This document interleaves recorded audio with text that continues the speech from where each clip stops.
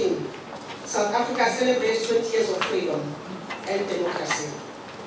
This momentous occasion presents an opportunity for us to reflect on how our freedom and democracy were achieved, the progress we have made during the past 20 years, and on how South Africans will work together to implement this vision. We have one of the most renowned constitutions in the world, which talks to non-racialism, non-sexism, united and prosperous society based on justice, equality, the rule of law, and the inalienable human rights for all.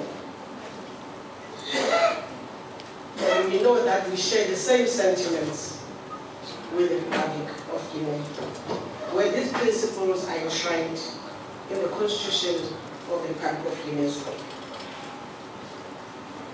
We have our national flag, which represents a united South Africa in its diversity, which represents the sacrifice we have made,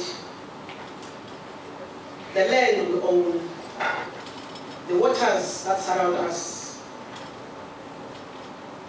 and that through the flag and the way it was achieved, the way it was built, it meant all South Africans participated and contributed to these colors.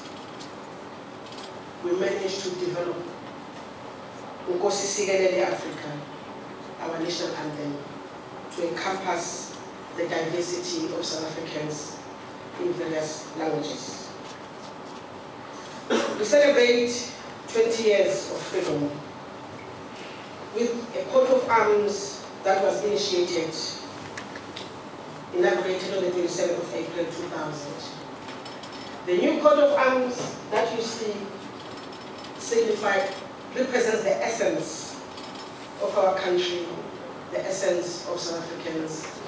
It represents the history of where we come from, the wings of this band, a national band in South Africa that carries our country to the highest level as it confirms our diversity and our unity. It represents the history of the people who live in South Africa, the Khoisan, before us. So for us, the coat of arms is very, very important, and it talks to who we are, where we want to go to. All countries have their coat of arms, so does Guinea. We want to believe that Madam Minister and everybody who is in this room carry the same sentiments in relation to the Guinean national flag, the coat of arms, and many other national symbols. Chers membres d'affaires, members of business, cette année nous avons diverses team of sponsorships. C'est le dernier forum, Madame la Ministre. Les derniers forums doivent indiquer les progrès qu'ils ont déjà faits.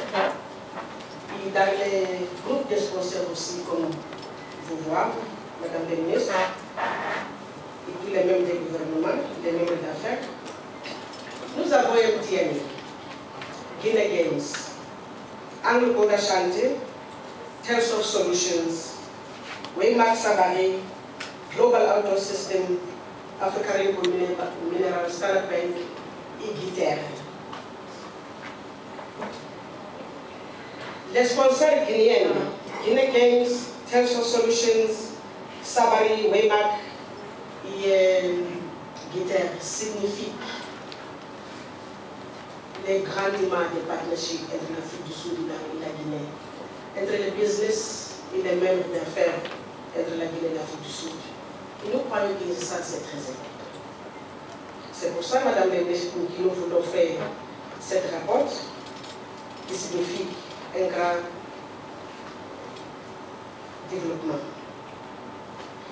Et ces mêmes d'affaires continuent à travailler avec l'Afrique du Sud, mais nous avons notre même d'affaires qui est ici, qui travaille avec les mêmes d'affaires d'Afrique du Sud dans des domaines différents.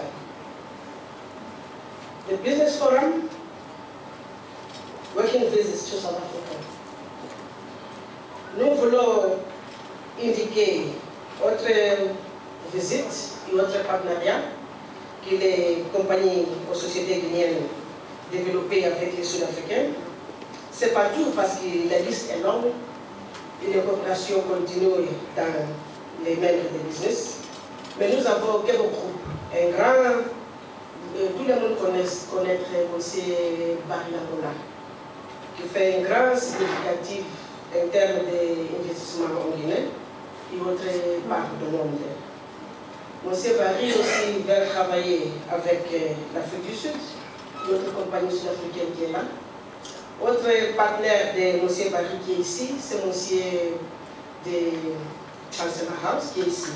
On est ingénieur dans les sections des mines qui est ici, mais nous avons des partenaires aussi qui travaillent avec M. Barry. Il était en Afrique du Sud avec son collègue, Mme Omo, en juin et août 2013. 2013 et août était très important pour la Guinée et l'Afrique du Sud parce que ça c'est un développement très spécial pour nous comme l'ambassade. C'était les premières fois, Madame la Ministre, que l'Afrique du Sud était président du BRICS. Et monsieur Moutipe, qui est un grand investisseur de l'Afrique du Sud et dans tout le monde, il viendra au Guinée aussi avec African Dominance pour travailler ici. Elle, comme président des BRICS Business South Africa,